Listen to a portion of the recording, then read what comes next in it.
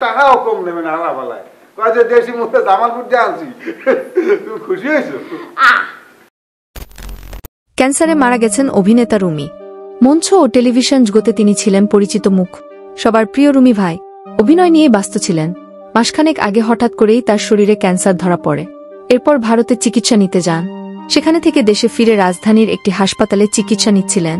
তবে সব চেষ্টা ব্যর্থ হয়েছে অবশেষে মৃত্যুর কাছে হেরে গেছেন এই দাপুটে অভিনেতা টেলিভিশন নাটকের জনপ্রিয় মুখ অলিউল হক রুমি আজ সোমবার ২২ এপ্রিল ভোরে রাজধানীর একটি বেসরকারি হাসপাতালে চিকিৎসাধীন অবস্থায় শেষ নিঃশ্বাস ত্যাগ করেছেন ইন্না লিল্লাহি ওয়া ইন্না ইলাইহি রাজিউন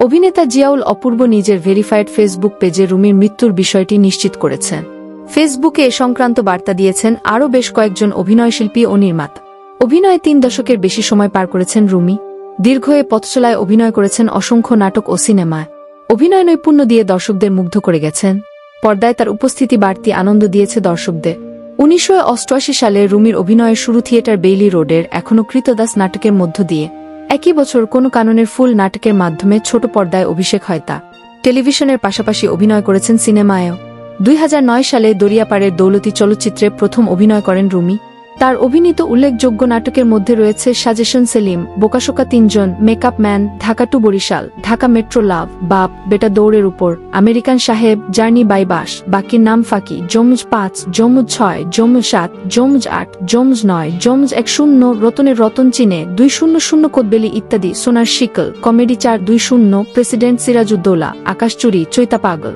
জীবনের অলিগলি মেঘে ঢাকা শহর ইত্যাদি এবারের ঈদে বেশ কটি নাটকেও দেখা গেছে এই অভিনেতাকে গত কয়েক বছর এই অভিনেতা বরিশালের আঞ্চলিক ভাষাতে বেশি অভিনয় করে আসছিলেন এ ভাষাতেই তিনি দর্শকদের হাসিয়েছেন কাঁদিয়েছেন চলচ্চিত্রেও অভিনয় করেছেন বর্তমানে তার অভিনীত বকুলপুর নামের একটি জনপ্রিয় ধারাবাহিক নাটক দীপ্ত টিভিতে প্রচার হচ্ছে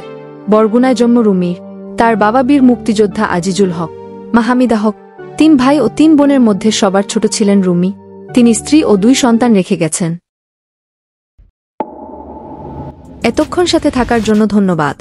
নতুন নতুন আপডেট খবর পেতে চ্যানেলটি সাবস্ক্রাইব করে পাশেই থাকবেন